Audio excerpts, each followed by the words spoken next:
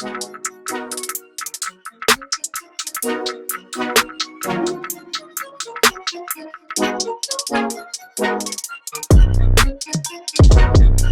is up, everybody, and welcome to the Mind, Body, and Pockets podcast, where we take lessons learned from people in the marching arts community to help you level up your life. I'm Eddie.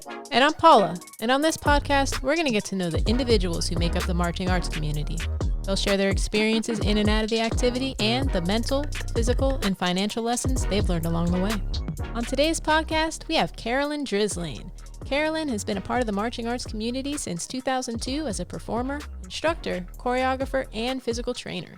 She's been involved with some incredible organizations over the years, including the Pride of Cincinnati, Carolina Crown, George Mason Indoor, and the Santa Clara Vanguard. She also holds a Bachelor of Science degree in Neuroscience and a clinical doctorate in physical therapy.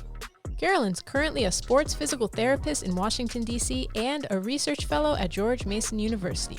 We're so glad she's here with us today to share her story and expertise, so please help us in welcoming to the podcast, Miss Carolyn Drislane. Awesome. Carolyn, how are you? I'm good. How are you guys? Doing Incredible. Well. So good to see your face. It's so good to see yours too. Awesome. Well, if you're listening to the podcast, you're not seeing any faces, but Go over to it's all YouTube. on- What are you go guys to doing? YouTube, Come on. check it out. Awesome. Yeah, we're just so excited for you to share your story with everybody. We met back in 2015 at Carolina Crown. I brought a little prop, actually. Because of this Yes. hat, I believe this hat caught your attention. It looked a lot better back then, but we were able to, in the short time that we got to spend together, become friends. And you're one of those people that I wish I had way more time to spend with, because we just clicked, and you're just a wonderful person. And I'm so happy that our time on tour aligned to be able to get to know each other a little bit. Absolutely. I mean, it was one of those moments where, I mean, everybody kind of needs, even when you're on staff, your like go-to feel-good person. And Paula, man, it's just even like, look at her. She's so lovely, Oh, wow. so nice, so Yes. just down to earth. And I had a lot of really good drum corps conversations with her, but more importantly, I mean, we just got to know each other on a different level. And she was my go-to feel good. It's too hot. I just need to talk to someone normal for a second. Exactly. Yeah. Your So- personality is it's that welcoming, just radiates joy. So same thing for me. I just needed to have that person. So thank you. Yeah, of course. That's awesome. All right. Well, let's get into it. So you were born in upstate New York. So I would just love for you to kind of share what it was like growing up there and what you remember of your childhood. Yeah. So anyone that's kind of from a small town, I mean, when you hear New York, usually you think of the city and all of this coolness, but I mean, I grew up in the dirt. Yeah, it was in a small town about 45 minutes north from the capital in Albany. And yeah, it was your typical like middle class town where there was, I mean, every family was pretty much the same. Everybody's house looked the same. Our family was a little different. So myself, and I'm going to probably reference Lauren too many times because she's like my better half. Yes. But Laura and I grew up in a pretty awesome family. So our parents divorced when we were younger. But with that, we honestly had two families blended together that represented a lot of different ethnicities, a lot of different sexual orientations, a lot of different even religious backgrounds and preferences. So although we were amongst a lot of uniformity, it was cool to, in a lot of ways, be known as the family that was a little different. And because of that, it offered different perspective, which I think I didn't appreciate until later on in life when we moved away. But yeah, we did. One of the funniest things I remember growing up too is Lauren and I, before really getting exposed to the performing arts, we got really into baseball like little league baseball. We were the only girls in the league, and my dad had this like big goal, and the goal was for us to be the first female athletes in the MLB. And so he put us in all of these different leagues, but we had these huge little orphan Annie afros. So you can imagine like trying to keep a hat with like hair that's growing vertically really until we were like 7 or 8. And it was so much fun. I mean, we loved the athleticism behind it. We loved the team aspect of it, but we were also around a bunch of boys, which was kind of not our favorite thing. It had cooties at that time. So exactly. not good. Those are probably like the 2 biggest things I remember about growing up, is just one being a part of a really killer family, which again, I didn't really appreciate until later on in life. And then, growing up, trying to fit my hair in a baseball hat, which was very frustrating. Are there pictures of this? Oh, yeah. I mean, we don't show them to anyone except each other. So, yeah. Awesome. So how did you connect, or how did your family connect baseball and Colorguard? Those two things seem very separate. How did those two worlds come together? Oh, my goodness. Well, so they didn't initially. It was something that Lauren and I kind of fell across on our own. We were sitting in our lunchroom, and I can't remember if it was 5th or 6th grade, but we heard on the announcements this Colorguard club. And up until that point, we really weren't into a lot of things outside of school other than baseball. And so we decided to go one day, and we just like fell in love. And I remember my dad coming to our first show being like, what the hell is this? Like, if you can imagine your most traditional Irish Catholic, grew up a family of, he's one of 9, and all of them pretty much lived in that same part of New York, and no one ever did the performing arts. So he came to watch us, and he was just like, oh gosh. And it took him a while to really understand it. And he had, throughout our time at Chen, he came to local shows, but it wasn't until our second or our last year of performing in high school where he ended up going to WGI. And I've never seen my dad cry before. And he was just like, had no idea the hugeness behind it all. He knew that it was like some small niche weird thing that his girls were doing, but certainly didn't understand the capacity of what it all meant. And from there on out, he never missed a Dayton. When we went on to March Independent A, Independent Open, Independent World, he followed us everywhere. And I think he was able to understand and correlate his love for baseball with our love for Winter Guard at that point. Yeah. So cool. That's beautiful. Yeah.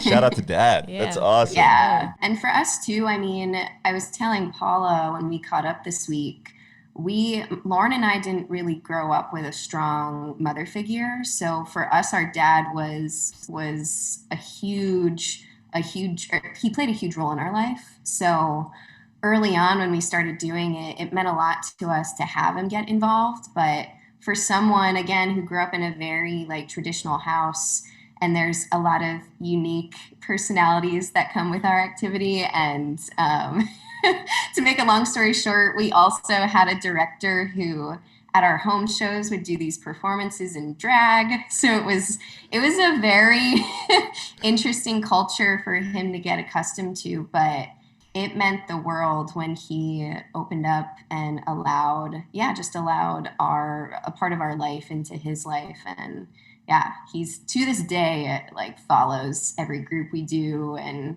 sends us the scores and is so involved, which is awesome. It's awesome. Great. And there is a correlate. It is a sport.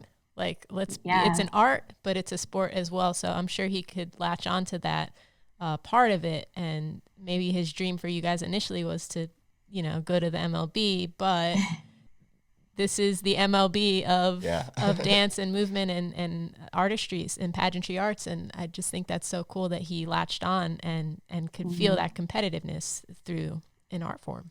Absolutely. I mean, even to this day, I have this, and again, my dad's not a very emotional person. He doesn't express his feelings a lot, but it was 2013 when Lauren and I marched Pride together. He sent us this like way out of character, like Morgan Freeman text message speech right before finals. And we were like, oh my gosh, this is like the epitome of what we had always like wanted him to understand and wanted him to like really get involved in. And like I still take a screenshot of the text and send it to him sometimes because it's just a cool reminder that at a small part of my life, it was like when finally everything kind of clicked and yeah, he understood. That's cool. Yeah. So growing up as a young person, getting into the Colorguard world, learning about that, what was that transition like, going from like baseball life, sports, and then starting to have to move your body in totally different ways? Oh, yeah. I mean, so as any little elementary, middle schooler type student, it definitely feels awkward. And the awkwardness, I feel like, and this is something that I've again reflected on over the years, I think it's rooted into this level of comfortability. And I mean, we all move. I mean, we walk, we squat, we do our tasks throughout the day, even as kids, but to do it in a deliberate way that's not just athletic, but also the biggest component arguably is that artistic connection, that ability to be comfortable enough to take on a character that you're asking a multitude of emotions, a multitude of roles. And with that, I mean, at age 9, 10 years old, you're just trying to figure out like what it's like to feel all of those things, right? So the transition was difficult initially because, like I was saying, our upbringing was very straightforward, strict. We talked about things, but it didn't really get deep to the point where, I mean, I'm performing a show that's forcing me to feel all this stuff, and I've never really expressed that before. So we were lucky when we first got into Shen to meet this movement instructor, and she's still the director to this day, leads the movement program for all 5 programs now at Shen. And she was the mom that we needed growing up. She saw our like passive, like put our chins under our shirts as we're learning, and she like grabbed the both of us and put us in the front and said like, follow each other and follow me. And she not only like helped us learn and to feel comfortable with moving for the first time, but she invested that same amount of connection in her openness for us to talk to her about our lives, our high school relationships, our a lot of deeper things too. I mean, and not to overshare, but Lauren and I also lost a brother in high school. It was in 2007, and it was really sudden, happened out of nowhere. And she was the one that was there right off the bat. And I'll never forget the day that all the services happened. And I mean, you still just don't have enough time for anyone that's been through that before. You don't really, in the first 48 hours, you don't have enough time to process anything.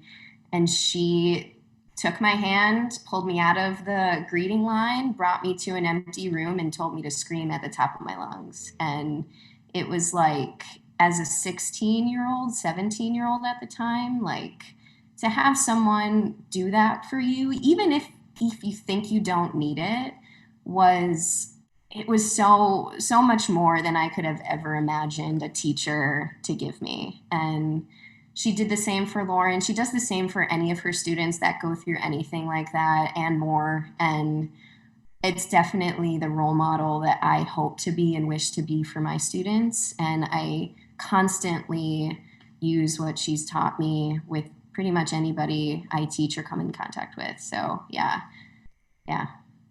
That's beautiful. Oh man, I'm getting a little like Somebody's cutting onions or what? But, no, That's important. It's important. Those absolutely. relationships are so crucial. And sometimes we don't know the impact that we have as educators or even as from the students. Sometimes we don't remember those stories and try to relive them or try to recreate something like that for someone else.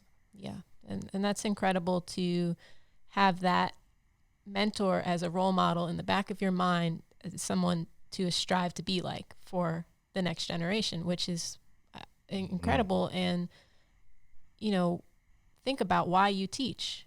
You have a super strong why because of her, and have changed who knows how many lives because of it. So it's incredible, like what the impact of one person can make on your life.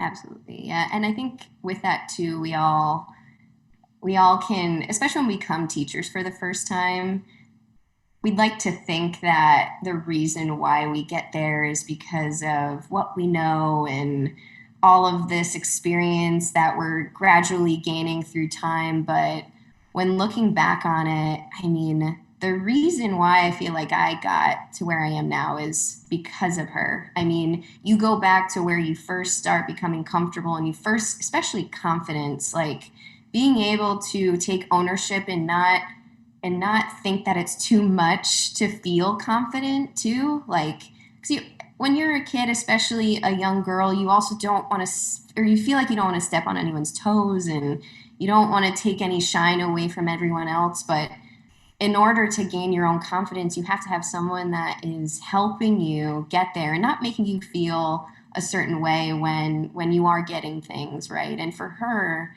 she just, I mean, she's the reason why, and probably why a lot of people, when they have that one teacher that guides them through that first process, I mean, they are the people to thank when it comes to anything that we succeed at, in my opinion, at least.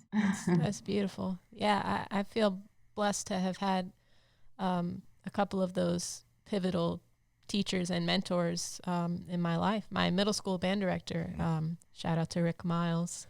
He was incredible. And he was like a father figure for me in middle school, high school.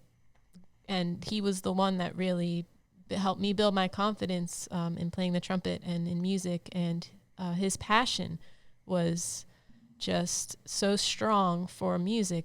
That was the reason I just wanted to take off in it. So, you know, not to go off in a rabbit hole, but it's so important to be a motivator and be it's more than just teaching the notes on the page or the counts to the dance or anything like that. It's, if you are an educator, it's about connection, I think. Yeah. Connection. I love that. Speaking of connection, I guess, because you talked a lot about your dance, was it dance instructor, Colorguard? Yeah, she was a dance instructor in a Colorguard world. She had no Colorguard background. Okay, she good. tried to teach us saber, but That's awesome. it was a loose instruction. Okay, cool. So, because that was a young age you guys were getting started into this, and she's even still teaching and still impacting. And while your career got cooler and more in depth and better and more experienced, where was that moment that you said you wanted to become a teacher? Oh, yeah.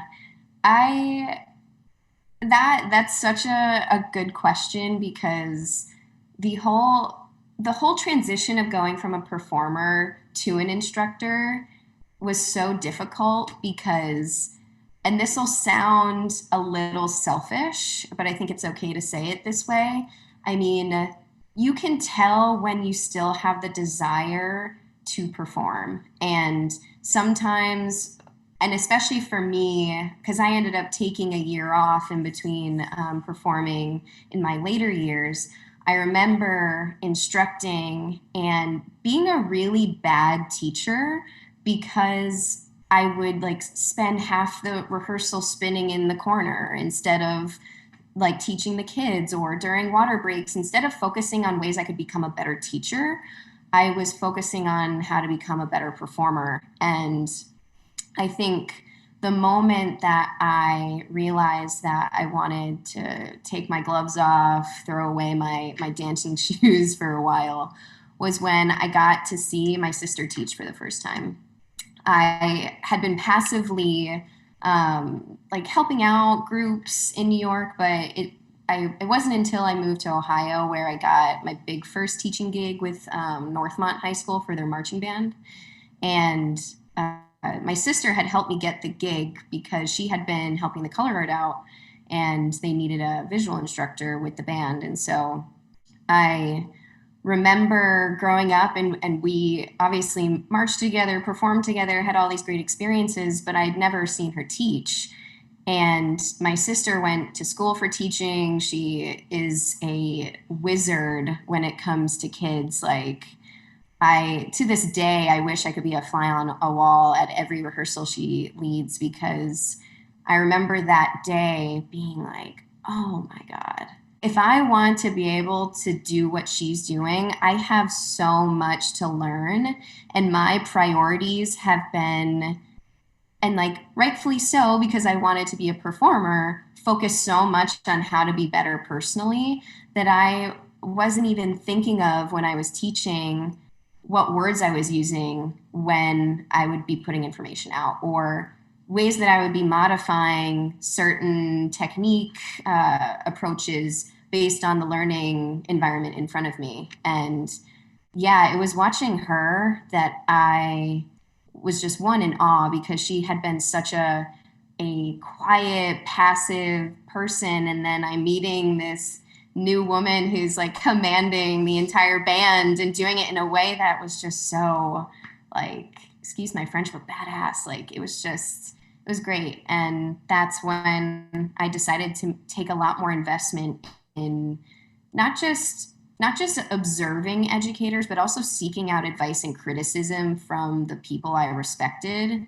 whether it was like at Northmont asking, I think it was Wayne Markworth was there, which I had never met him before. And apparently he wrote an entire textbook on teaching marching band, but I had never known that going in. And just asking him tons of questions and being curious. And that same year, asking feedback from the band director, like, how can I do things better as a teacher? And yeah, I think being able to invest more time in being a better teacher and less a better performer through Lauren's modeling was definitely the spark that got me there. Wow, that's such a great, impactful answer. There's so much depth in that, because the big thing I heard there was the moment you wanted to start teaching was the moment you realized you had a lot to learn, and you dove deep into that, and you really drove after it, and you focused on it and got to that level as well. Yeah. And it's like you have to drop your ego when you make that decision, and we've seen it. We've all been there in the beginning. It's I'm so glad that you brought that up, because it's really important, especially if you're a young teacher or you're starting out, you want to become a teacher in this activity. It becomes all about the kids, not all about you. You ask the questions, and some people are too afraid or too proud, because they go in and they assume, I already know this because I'm such a great performer. But you ask the important questions to get better, and that is amazing. And it shows in the way that you teach now, because you're willing to do that, put yourself in those situations. That's good. I think with a lot of us too, that where I find myself feeling less confident, especially these days, is that I don't have a background as far as my formal education in teaching.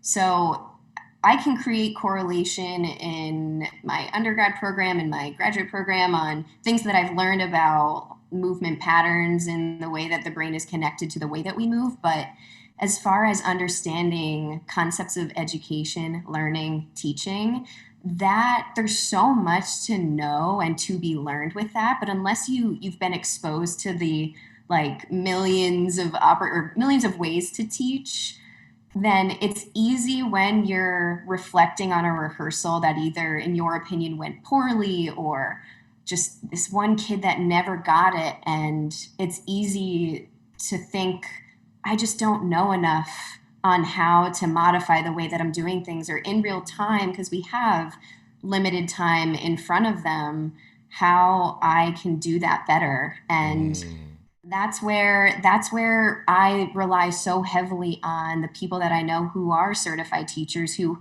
have gone to school to at least be exposed to, not to sound sterile, but like the textbook versions of how to reach so many different types of students and how to use different strategies to get them to learn a certain way, which I know that there's no protocol for that, but at least having that knowledge, or at least being exposed to it, makes you a better teacher, in my opinion. But there's just so much to learn in that aspect of our activity that I wish and I hope I learn more about as I go along. Yeah. That's great. And every drum corps and every educator, every instructor, they all have their own techniques, and there literally are millions of them because there's millions of people, billions of people. That was a big light switch, even for us. I know that for a fact. Me especially, when I was younger, there was a lot of teachers that I didn't agree with, so there was a lot of time of when I started to teach, the instruction was just teach how you were taught. And I was like, I don't want to do that. So instead I want to teach how I want to be taught, which was also wrong. The switch flip for me was when I realized it's not really how I wanted to be taught, but how those students needed to be reached individually. How do I cater to each individual student to see what they need to get to the next level? Because we're all so different. I love that you said that. That's awesome. Yeah. Very cool. All right. So let's dive into a little bit more into the teaching. So originally you started off teaching more dance and color guard, but you eventually got into the winds, brass percussion world. What was that transition like? And, when you have a group of dancers, seasoned movers versus awkward, band body kind of people, how does your approach change when, between those different groups? Yeah, I love this topic because I feel like, at least in the last 8 years now, I honestly teach more brass and percussion groups than color guard groups at this point, which is crazy to think about because I always wanted to be a color guard instructor. But it was my first day of teaching. It was percussion, was my first sort of exposure to it. And I remember coming out of that season having learned so much more about, and what we were just talking about teaching techniques, that I started surrounding myself with people not like me. And that was a game changer when I first started. It wasn't just throwing myself in situations that were different, whether it was brass or percussion, but it was also being able to sit at my kitchen table or in a car driving to rehearsal, being with the best percussion instructors or the best brass instructors, being like, what are we even capable of doing with the instrument on? What are we even capable of doing with this piece of music? And I guess my first big lesson was being able to feel comfortable in asking those questions and not being self-conscious of coming off as if I didn't know.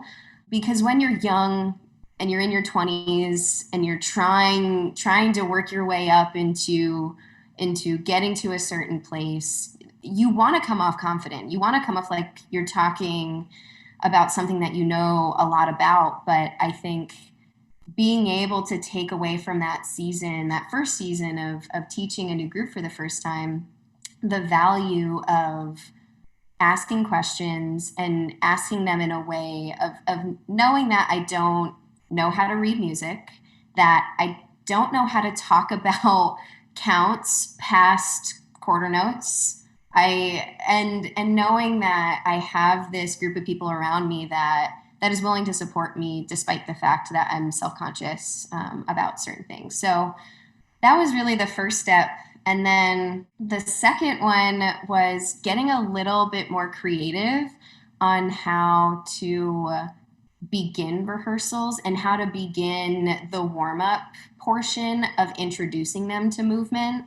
So whenever, and even to this day, whenever I start a new group or I go into a new season with different members, you have to take inventory of what the identity of the program is and the personality of the program, and and not just the skill level, but also like who are these kids as a group? And I down to, and I'll give you a couple examples here. One of my first marching bands in Virginia I taught was Thomas Jefferson High School, which, I mean, if you Google it, you have to apply as a middle schooler to get into this school. These kids eventually go to Ivy League schools. They're incredibly intelligent kids, but their identity is so vastly different than in that same year at the percussion program, who, when I first got in, they said that their personality is the bad boys. They're the East Coast bad boys, right? And so I can't start their rehearsal with Claire de Lune and Bach. And I mean, I'm playing backbeat, heavy, rhythmic, like cool music to get them comfortable. Whereas at TJ, I could play like some of the most beautiful classical pieces, and those kids are engaged in the same way as the percussion. So I think one thing that I took for granted when I first started was being able to make a comfortable environment, because I always had that. My sister stood next to me in every block I did. I always had her. I never felt overwhelmingly uncomfortable because we use each other a lot. And so I find myself deliberately thinking with every group that I do, starting with some head nods and some warm-up body rolls, how can we change the environment so that they don't feel uncomfortable moving outside of their harness for the first time? Wow. That's great. That's a great lesson in humility and in trust, getting the groups to actually trust you. Because I remember being that member of like, what are they going to ask us to do today? Mm-hmm. and that would have totally made me just relax my shoulders a bit and dive a little deeper. Yeah, it's fantastic. Sure. I just want to dive in a little bit to how you ended up at Pride. What kind of got you to head out and audition? Yeah. So I had always obviously known Pride of Cincinnati. If you're in Winter Guard, I hope you know who Pride is, because their shows year to year, I remember growing up, one of our instructors ended up going to march there from New York. So we kind of followed her shows and kind of fell in love with the program. But as any student who's from the middle of nowhere, I mean, you never think that you're good enough to go march there. So Lauren and I grew some more experience marching Independent A, Independent Open in a small town in New York, around Binghamton. And that was also where we started gaining some confidence. Like, okay, I'm getting new instructors, new information, things are clicking a little bit more. And Lauren ended up going out to Ohio first. So she moved to Ohio. I was really passionate about the program I was in undergrad, and decided when Lauren moved, like, I'm done. Like, I have fulfilled all of my needs of Colorguard. I'm going to focus on school. And my last year of my program, I worked with my mentor a lot. She was getting me to apply to PT and OT schools, because there was a connection with my university to other universities to make an easy application. And so I was waiting to hear back from schools for my spring break, and I ended up, the Cincinnati Regional for Pride just so happened to fall on my spring break. So I flew out to Ohio, spent the week with Lauren and the 2012 cast. And yeah, it was one of those times where I'm a pretty rational person, and at least with school and my career, I'm one of those, when I put my mind to it, I can't really let anything steer me away. This is what's going to happen. And it was honestly the first time in my life where I was like, I can't not experience this once. Come on. Like, I remember sitting, and this is a shout out to Philip Cohen, who is a really infamous spinner, not just from Pride, but a lot of other different places like Crown. But I remember going to the first rehearsal. I'm going to watch Lauren the whole time. She's my sister. And then this beautiful human is just standing in front of me with a saber. And for like 3 or 4 hours, I didn't take my eyes off of him. And I remember thinking, if I'm having this like sort of like effect just from watching someone after taking a couple years off, I need to go back. And so I called my dad, I talked to my mentor, and I decided not to go to grad school. And I quit the program and moved to Dayton, and basically just tried to allow myself that opportunity, because it's easy now growing up thinking that you have to go to school. Most of us come from parents, especially us, who went to school, had a bunch of kids, grew up, and that's the process that we need to take. And for me, there was that sort of like implicit nervousness about it. Like, oh, I need to do that. I need to get a career. I need to start. But you also can't deny your intuition. You can't deny yourself opportunities that you want to take, despite the fact that maybe you'll be eating ramen for several months. But totally worth it. Totally worth it. And yeah, it was a leap of faith, because at that point too, I had taken 2 years off. I was just as tight as every percussionist I teach now. So I was definitely out of my element, but I was fortunate enough to get a casting position, and it changed my life forever, for sure. That's Wow, incredible. that's going to help a lot of people too. Yeah. We have those conversations pretty often. Absolutely. Just saying, I need to do this, and having the faith in yourself to just, okay. Yeah, and the This is guidance, right. and This is yeah, right. the help from your dad and your mentor. You said that could be. I'm sure that's all you needed to say. All right, let's do this. And, Oh yeah. and change. I mean, they definitely tried to talk me out of it. It was. Well, that's good I parenting. mean, Yeah. they, especially with Winter Guard, it's. I mean, nobody. You have to be in it to understand it. I mean, anything that you're passionate about, no one will understand that is not in there. So, although I was fortunate to have people to try to talk me off the ledge, I also am glad that I had enough confidence in myself to not be steered away from what I wanted to do. Yeah. That's a clip right there. Yeah. That's gonna be awesome. That 2013 show, I just watched it again the other day, is incredible. Obviously, gold medal, independent world. But seeing you guys, you and Lauren, at the end of that show especially, like, the emotion was so palpable. What do you remember about that moment?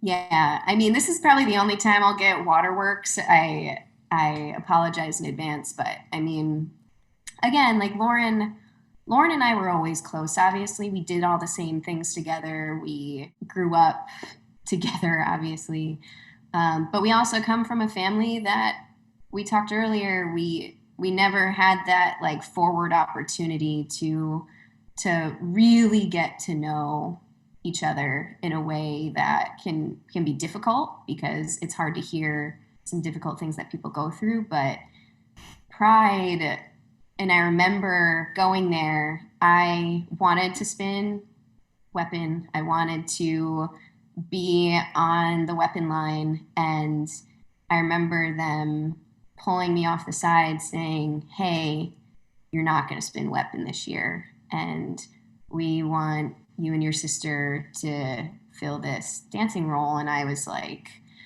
I remember thinking, as any selfish, like young 20-year-old feels, I have this desire to want to do this one thing, and I'm not seeing what they're telling me is in the future. You know, I was so fixated and upset that I wasn't going to get the opportunity to do the thing that I really wanted to do. But it was also really intimidating, because my sister is one of the most infamous movers in our entire community, and to be compared to her constantly is something that was super hard growing up with, and for both of us. I mean, and to enter a program is at the highest level, where your twin sister is also at the highest level, and then being told you need to perform together at the same time, doing the same thing, was extremely intimidating. And they, at the beginning of the season, had us do an acting class. And the part of the acting class was to explore a lot of the weight that we carry day to day, week to week, through a lifetime up until that point, because our show was heavily emphatic on just the weight of the world, right? So her and I had so many opportunities that season because we were separated so much from the other members of the Colorguard, because we pretty much just had the same show together.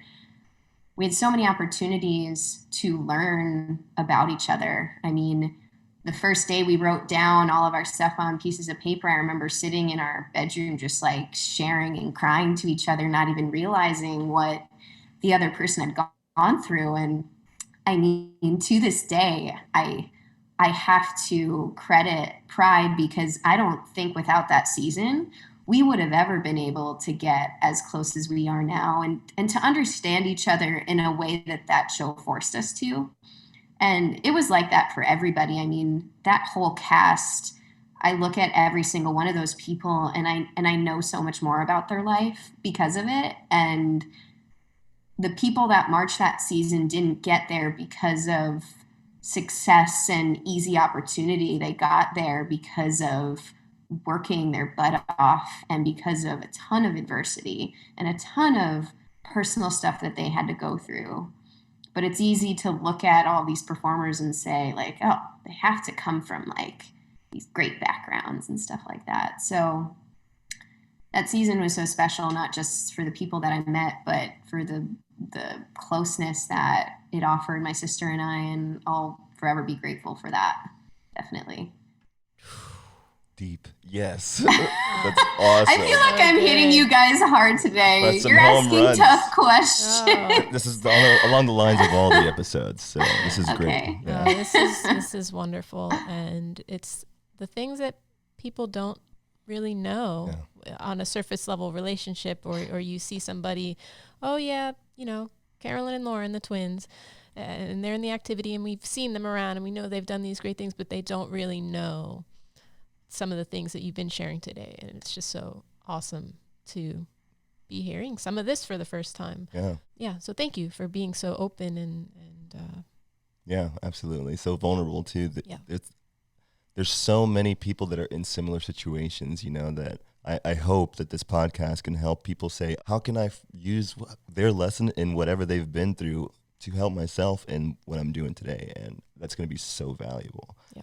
I'm curious though, how did so you quit everything, went to Dayton, did Pride, had some really incredible times there that shaped your life forever. How did that correlate to neuroscience or going back to school, and how did that connection even happen? Yeah, I mean, going back, so the toughest part about having chosen to go to Pride in 13, because I was like, oh, I'm just going to take a year off, reapply, get back in, good to go. I mean, that's what I planned. I got in already, going to get in again, easy peasy. And I reapplied while marching in 13 and got 4 rejections. Applied to 4 schools, deny. Wow. And I remember thinking, oh my God, what did I just do? And it was never a moment of regret. It was never a moment of I shouldn't have done the marching thing. It was more of this feeling of panic and restructuring for that weekend. And for those that know me, when I go through something like that, I'm making plans A through Z. So I ended up applying within that same year to nursing school, to chiropractic school, to PT school, OT school. And I chose any and all professions that I might be interested in to see where it might land me. And within that year that I had to pretty much pick up the pieces, it just kept going back to my last year of undergrad, being in a really good place where I had learned about a ton of stuff. And I guess maybe I'll rewind to kind of explain why I decided to major in neuro. But in undergrad, as any new student starts off, super underwhelming. First semester courses are so boring and monotonous, and they're there to like suck your soul a little bit and to slap your face out of high school. Yeah. And I remember being so unmotivated and being like, really, this is what I've been working all of high school to get to. And my first elective I was able to take the next semester was developmental biology. And I took it knowing that I was probably not going to do well in it. But knowing, when you look at the catalog of the description of the course, like, oh, it talks about, it was very genetics heavy, but it also touched a lot on just cognitive and physical development from in vitro all the way through childhood development. And I remember thinking, like, this, at the very least, this topic is fascinating. And so I took the course, and I think I may have pulled off a B- at best in it. Okay. And I remember, though, it was the professor who, in our lab, so he taught the course in the lab, and he had us create and sort of design our own first experiments. And we were able to use, and I'm kind of going on a tangent, but that's okay. We got to use these special type of species of salamanders called axolotls. And what's really unique about their genetic makeup is that they have regenerative qualities where through any sort of traumatic event, they can regenerate any limb, any visceral tissue, any nervous tissue, just as new. So I remember that being like the most exciting class to go to, and getting really eager and excited to go to the lab, to design the experiment, to go through it all. And it came out successful, which doesn't usually happen, but for some reason it did. And my professor at the time was like, I know that lecture-wise you hate this course, but I need you to take my neuroscience course next semester. You're so curious. I think you would really love it. And it's not as genetics heavy. You're going to do great. And so this gentleman ended up professionally then becoming, and to this day, my professional mentor. And he brought me into this neuro class. And one of the first lectures we talked about was the way that we produce movement and the process of motor planning and being able to create those connections, both voluntary and involuntary, and all the diseases that are associated with it, but also how we can treat it. And I remember learning a lot about it and being able to create almost instant correlations with dance and with Colorguard. And also recognizing, as also a young instructor at the time, oh my God, the techniques that they're using to help stroke patients walk for the first time after their injuries are just as like easy to correlate and to apply to percussionists who've never moved for the first time. And so learning a lot about the science and like the sort of formal aspect of how we create movement and the ins and outs of ways that we influence those into moving for the first time, or to change a way that they're moving to make things less painful, less dysfunctional, whatever the case may be. That was the first time that I had taken a course that I was able to correlate to something that I was really passionate about, which was movement. So yeah, that was sort of the infancy of my. Wow. Yeah, that's cool. I didn't know that about the salamander, and that's incredible. Yeah, wow. Axolotls, they're adorable. If you Google them, they're right now, and this is awful because they don't use those species anymore, so they're critically endangered, but at the time they were not.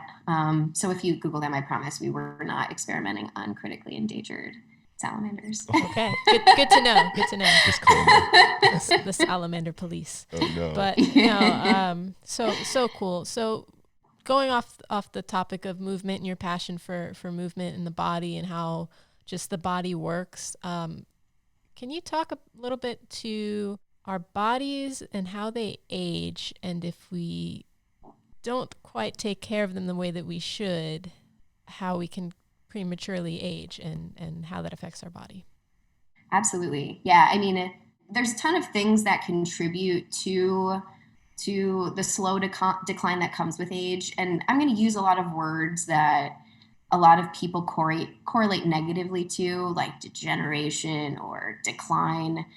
A lot of these processes are natural and inevitable, right? We can't expect that the tissues that make up our muscles, our tendons, our bones stay at the same quality as they do when we're 20 versus 65. As far as what things contribute to aging that we have control over, that I consider myself a growing expert in, is obviously physical activity. So physical activity in general, we know, reduces chronic inflammation, it builds muscle mass, it builds and promotes bone growth, the list goes on. But why is it that for some reason, and this is true not just in our country, but it's a worldwide issue, why do we have persistent lower back pain being the number one most expensive thing that's a part of our healthcare system that we're having to treat people for? And it has everything to do with physical activity. So whether you are at a desk 9 to 5, whether you are a band director and having to teach sitting down or being at a lot of concerts sitting down, or X marks the spot. You can include any of those jobs in that description. Humans were not meant to sit for 8 to 10 hours at a time. That is a evolution component that's happened to our bodies. We are beings of movement, and that's the way that before medicine was even brought into this scenario, the way that humans treated themselves is through movement. So when we look at things that we can modify in our day-to-day and our week-to-week routines, it begins with owning your own athletic identity. And with our community, and Lori Van Doren, shout out, also Jake Levy, and there was a couple others that I can't remember off the top of my head that did this really brilliant research in drum corps that talked about injury prevalence. And one of the outcome measures that they used within the study was called the Athletic Identity Measurement Scale. And what they found, which was really interesting, was just how low in comparison performers' athletic identity were in relation to this activity that's forcing them to be athletes. And I think the biggest hurdle is people taking ownership of not just when they're performing, when they're being musicians, whether it's professionally or recreationally, but it's being able to correlate the amount of time you're taking practicing and doing your craft, and also the time you're dedicating to taking care of yourself and taking care of the body that in a lot of ways is your moneymaker and is allowing you to make music or teach it or whatever. So, I mean, the biggest thing for me is the more movement, the better. And if we're going to go based off of true guidelines, I follow the American College of Sports Medicine a lot, especially if some of my patients that come into my clinic really just want to improve their lifestyle. We should be working as adults, this is adults only, should be working at between 150 to 300 minutes of moderately intensive cardiovascular activity weekly. And moderately is very ambiguous, especially with their criteria. So the way that I calculate it is using heart rate. So most of us have smartwatches. Most of us are able to track our heart rate. So it's super easy to apply this in real life. You would take your age. So let's pretend we have a 20-year-old. You would do 220 minus 20. That equals your max heart rate. That is where you want at maximum to have your heart working with a certain activity. And there's a lot more complicated formulas to be more specific, but let's just use this one as an example. So if we're looking at recommendations for general health and wellness to improve cardiovascular health, but also just overall health and wellness, we want to work at 150 or from 150 to 300 minutes a week of moderately intense cardiovascular activity. So if I'm 220 minus 20 is 200 beats per minute. To really hit moderate, to be considered in that category, you should be working at 60 to 75% of your heart rate max. So if I'm going for a walk, if I'm going for a jog, if I'm going for biking, anything that's getting your heart rate going, at least, and you obviously can break it up. You're not going to do 300 minutes, hopefully, of that at one time, but being able to break those minutes up day to day, making sure that within those, let's say 30 to 60 minute bouts of exercise, you're working your heart up to 60 to 75% of what your heart rate max is. Similar to, which is sort of my bread and butter of what I do, is strength training. So a lot of what, especially during this pandemic, a lot of what those are doing to help is going for walks, going for runs, biking, which is incredible. But the most important thing that we should be doing, especially to combat the issues of sitting all day long, is strength training. So ACSM recommends 2 to 3 times a week, at least hitting all of your upper and lower body major muscle groups. Now, again, we could talk for the whole podcast on what those muscle groups are. But my biggest sort of focus, especially when I'm getting someone who has to sit a lot all day, are ways that we can modify what you're doing, not taking away from your work, because I know that a lot of people have to be at their desks, but some strategies, at least that I use, simple ones. My watch, you can mark every 30, 45 minutes, stand up. If you have a standing desk, if you don't, and you're like me at home, we stack some pot and pans on top of each other until we get to a height where we feel good. And then we're standing for 10 to 15 minutes at a time. The more zones you can make at home, the better. So sitting at your kitchen table, standing up at your bar, going to another type of chair to sit in that is at a different level and adjusting your computer, buying an exercise ball to sit on while you're working. If you have the ability, being able to walk while you're moving, if you can translate to your phone and maybe do an email while you're going somewhere. The more often we move and the more often we change positions, the better we're off, because different muscles are engaging, not just as we're moving, but as we're sitting posturally, the better off your body's going to feel at the end of the day. And I think the biggest component too is knowing with all of this, because especially, and I'm a culprit of this as well, I sometimes go weeks without exercising. And I get that sort of guilt, like I'm a hypocrite. All I do is talk about health and wellness to people all day. And I'm going home and cooking, or drinking a glass of wine and going straight to bed and not doing much more than that. But at the end of the day, anything is better than nothing. And a lot of it just has to do with creating habit, creating consistency, and including biteable pieces each time, and knowing that you can choose anything. I mean, you don't have to run. A lot of people are steered away from intense physical activity because they're like, oh, I'm not a runner. And I'm like, you could literally do anything: kayaking, paddle boarding, biking, walking, rowing. There is something for everybody, and I'm a true believer in that. It's just getting them exposed to different things that maybe they never tried before, and then eventually working them up to what I or any healthcare professional that focuses on health and wellness would recommend. Oh, I'm so glad you brought all that up. It's like, one is making me want to just sit up a little bit straighter. Yeah, seriously.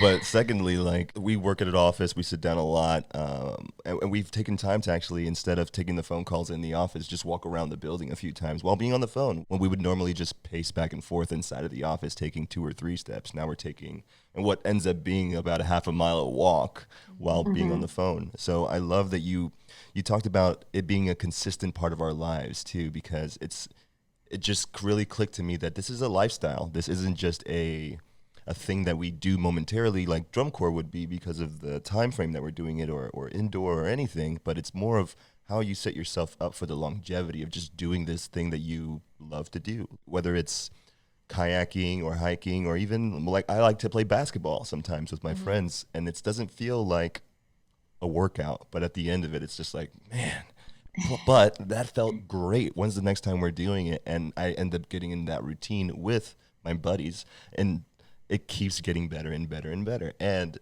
more consistent over time. Absolutely. I think with that too, just hearing you say that, the biggest thing is not just finding sort of what you love doing, but also being able to change a habit is really, really difficult. I think a lot of people mention like, oh, I have this willpower. Willpower is going to help me go from my couch to a 5K. And at one point, honestly, even learning it in school, the sort of the theory behind habit making, at one point, I mean, willpower was sort of the primary way that people would try to motivate people to create a different habit. But a lot of it, and what I personally believe in, which there's tons of theories, but I try to teach habits through a 3-step process. It's like 3 tiers of ways to help yourself create a different habit. And it starts with a cue, the consistent action, and then a reward. So our body, down to not just the processes that we're going through, but the chemicals that are released when we do something, our body feeds off of reward. And that's not a negative thing. That is quite literally a biological process that allows us to go on our day to day. Because if we're constantly doing things that our body doesn't like or feels good, then we're not going to do them. And a big example of sort of this 3-tier process is maybe starting to walk for the first time. So let's say I haven't really moved my body in months, and you're at this really high pain threshold. Before going to bed every night, wear the pants that you're going to go for a walk on in the morning to bed. And maybe the next day, put your shoes next to the door. So you wake up, and maybe not every day you go for the walk, but at the very least, you've made that effort and that cue. Oh, why the heck am I wearing my Columbia pants to bed? Oh, yeah, that's right. I was going to go for a walk this morning. And then you do the task that you said you were going to do. That's the consistent action.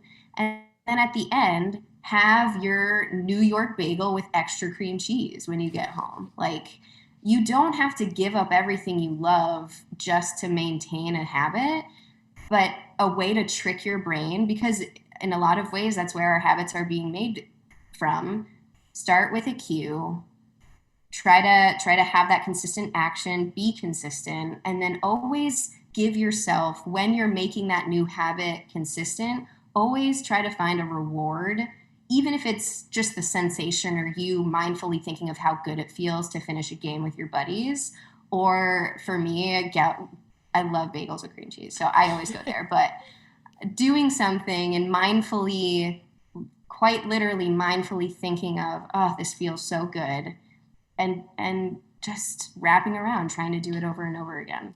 One easy way to correlate it in our community especially is, I mean, how much time do we spend practicing our instrument, right? Like, Thousands we're of hours. so, right. And if we look at the motivation behind practice, it sits in this performance. So no matter how much practice you do, you can't predict what's going to happen on performance day. You could practice every day of your life and still mess up that recital, but you're motivated because this means so much to you at the end, whether it's getting your degree, being in front of an audience you've never been to before. I mean, there's always that motivation.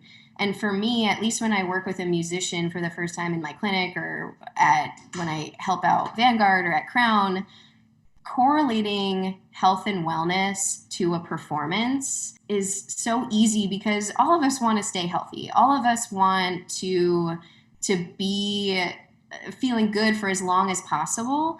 But similar to practicing, you can't expect your body to last, and you can't expect to have a good recital if you haven't done the amount of practice leading up to that.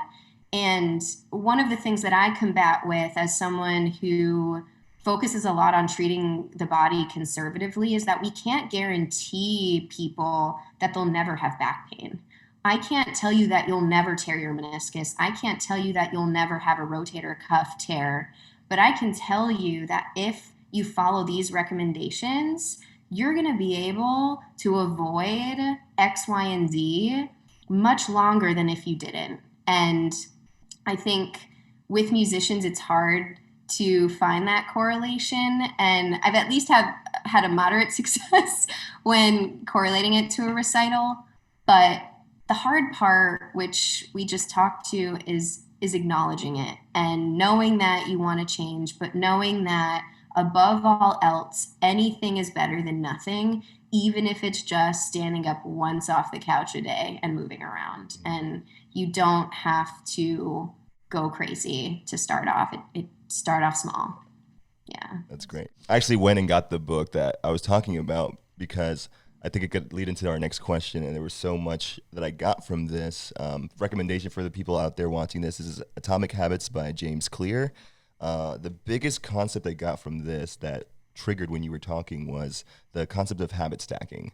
The habits that we already do within our lives, like I was talking about earlier, when my phone rings and I'm going to go for a call, I already know my phone ringing is the trigger. When I hear that, I put in my AirPods and I'm already moving, so I'm used to that. When my phone rings, sometimes I don't pick up the phone because I can't go for a walk at the time, so I don't do the two things together. Same with brushing my teeth. I put my affirmations right by the mirror, so as soon as I lift up my arm to go here, it's already happening. It's already there. It's already flowing through. And that's definitely something I wish I knew growing up. So to lead into you, what's something you wish you knew that you know now that you wish you knew that back then? I mean, I kind of glossed over it before, but less is more initially. So a lot of us, it's really easy to look at our lives and say, I want to do this less, I want to do this more. And it's hard to prioritize it all because, I mean, when I was younger, the process of like making life changes seemed so easy. But I mean, now it's like when you become more reflective and you realize that you want to make different things just better in your life, finding ways to prioritize things. Our family's huge on creating visual lists. So we have a board in our room. We have the whiteboard over there. We use like Post-it notes. What's the best phrase to use? My husband loves making notes on like actual like spreadsheets and on his phone. He hates it. I have sticky notes everywhere. This guy.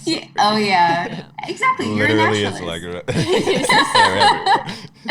and it stinks though because it's like the one Post-it note you find like months later. You're like, I was gonna do that. I knew I forgot something.